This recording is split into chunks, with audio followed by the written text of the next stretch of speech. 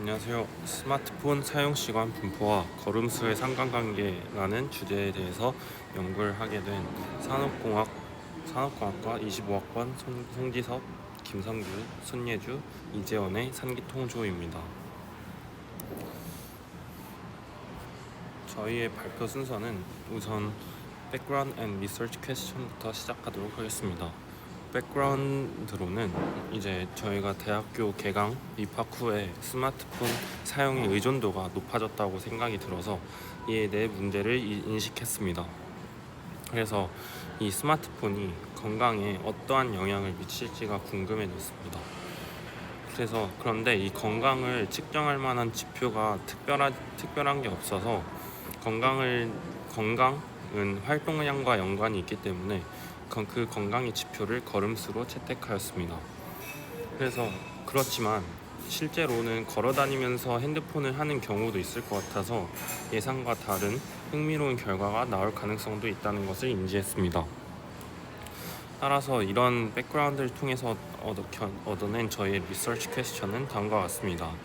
학생들의 스마트폰 일일 평균 사용 시간과 걸음수 사이에는 어떤 상관관계가 존재하는가에 대한 질문이 있었는데, 이에 대한 가설로는 저희는 건강과 스마트폰 사용 시간은 반비례하는 상관관계가 있을 것 같아서 음의 상관관계가 존재할 것이라고 생각했습니다. 또한 각각 스마트폰 일일 평균 사용 시간과 하루의 걸음수는 어떤 확률 분포를 따를까에 대한 질문도 하였습니다. 마지막으로 스마트폰 사용 목적, 학습이나 오락, 소셜미디어 등에 따라서 걸음수가 차이가 있을지가 궁금해졌습니다. 그래서 저희가 자료를 조사하고 분석한 방법은 다음과 같습니다. 모집단은 우선 연세대학교 국제 캠퍼스에 재학 중인 학생들을 대상으로 하였고요. 표본 수집 방법은 구글 폼을 만들어서 이를 활용하여 스크린타임, 걸음수, 그리고 가장 많이 사용한 상위 어플 3개의 정보를 수집합니다. 그리고 이 측정 기간은 5월 11일부터 18일간, 즉 일주일간 사용한 스크린타임 그리고 일주일간의 평균 걸음수에 대한 것을 나타냅니다. 표본을 분류하는 방법입니다. 일단 표본수가 많지 않을 것이라고 판단해서 확률 분포를 나타내기 어려울 것이라고 생각이 들었습니다.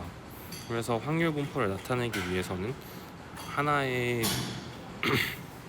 분류에 여러 개의 표본이 있어야 하므로 스크린 타임을 10분 단위 그리고 걸음수는 100걸음 단위로 나눠서 분류한 후 확률 분포를 히스토그램으로 나타낼 예정이었습니다. 그리고 함수 표현 방법은 다음과 같습니다.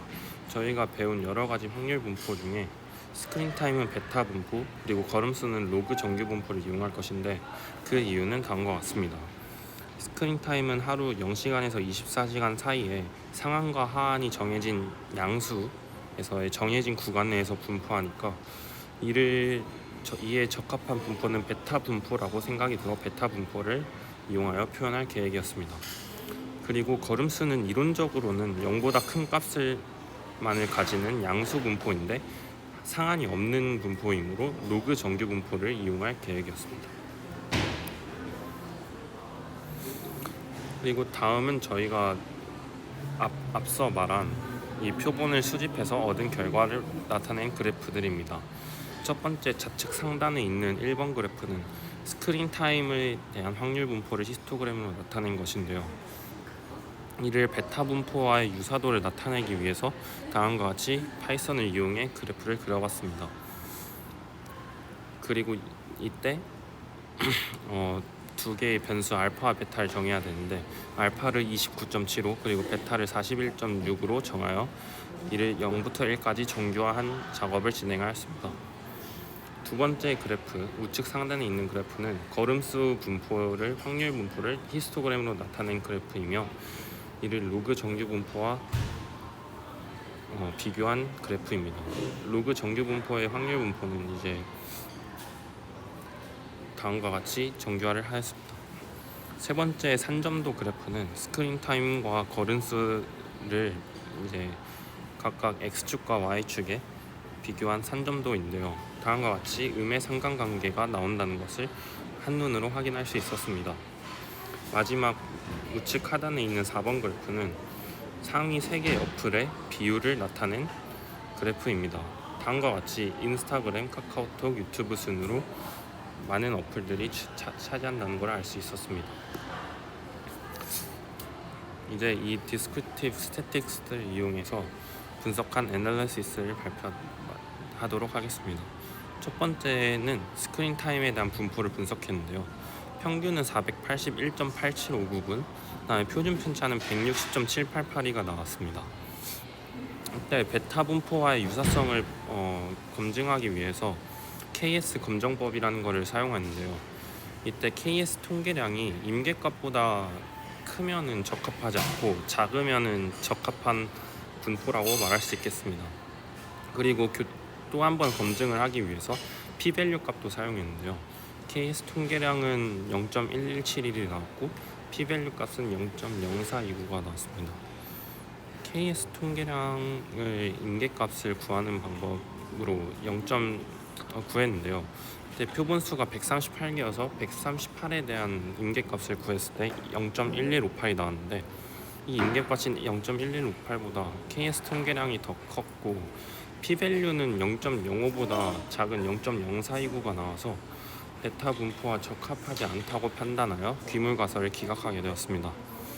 그 다음은 걸음수 분포에 대한 분석인데요. 평균은 11,000걸음 정도가 나오게 되었고 표준 편차는 다음과 같이 매우 작게 나왔습니다.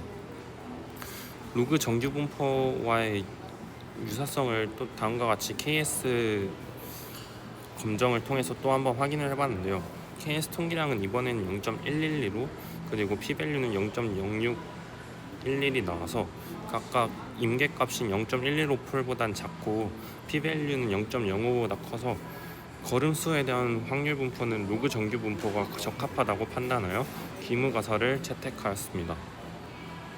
세 번째는 아까 좌측 하단에 있었던 산점도에 대한 해석인데요. 스크린 타임과 걸음수 사이의 상관관계를 나타내었을 때 산점도에서 음의 상관관계가 나온다는 것이 한눈에 뚜렷하게 보였고, 실제로 상관계수를 파이썬을 이용해서 계산을 해봤을 때도 마이너스 0.7495가 나와서 음의 상관관계를 가질 것이라는 저희의 가설에 부합하다는 것을 알 수 있었습니다. 마지막 질문이었던 상위 3개 어플의 그 기능과 그때 걸음수가 달라지는가에 대한 질문은 상위 3개의 어플로 가장 많았던 인스타그램, 유튜브, 카카오톡 모두 SNS나 인터넷 사회망 서비스 항목에 해당되어서 이 세 어플이 차지하는 비율이 다 합쳐서 75%이기 때문에 유의미한 관계를 분석하기에는 표본수가 부족하고 그 비율이 너무 극단적이었기 때문에 저희가 따로 결론을 도출하기 어려웠습니다. 다음은 저희의 결론입니다. 다음과 같이 3개로 나누었는데요. 첫 번째로 스크린 타임, 즉 스마트폰 일일 평균 사용 시간이 증가할수록 일일 걸음수가 감소하는 뚜렷한 음의 경향성이 관찰되었고, 이는 두 변수 사이에 음의 상관관계가 존재함을 시사합니다. 음의 상관관계가 존재한다는 것은 스마트폰을 많이 사용할수록 저희의 건강이 더 나빠진다는 결론을 얻을 수 있다는 것과 동치입니다. 그리고 사용 목적별 걸음수 차이에 대해서는 이제 추가적인 설문이나 여러 표본들을 가지고 더 추가적인 분석을 해야 될 필요를 느꼈습니다. 그리고 마지막으로는 이제 연구를 통해서 의식하지 못했던 순간에도 스마트폰이 사용되고 있었고, 이는 이제 실제로 우리가 삶을 살아갈 때 활동량이 어떤 영향을 미치는지 그래프로 다시 보니까 저희의 스마트폰 사용 습관을 더욱 객관적으로 바라보게 되었습니다. 이를 통해서 스마트폰 사용 시간을 줄이거나 아니면 운동 시간을 더 늘리는 방향으로 우리의 건강의 밸런스를 잘 맞추는 일상적인 행동 변화의 필요성을 인식하게 되었습니다. 지금까지 스마트폰 사용 시간의 분포와 걸음수에 대한 상관관계에 대해서 연구한 송지석, 김성규, 손예주, 이재원이었습니다. 지금까지 발표를 들어주셔서 감사합니다.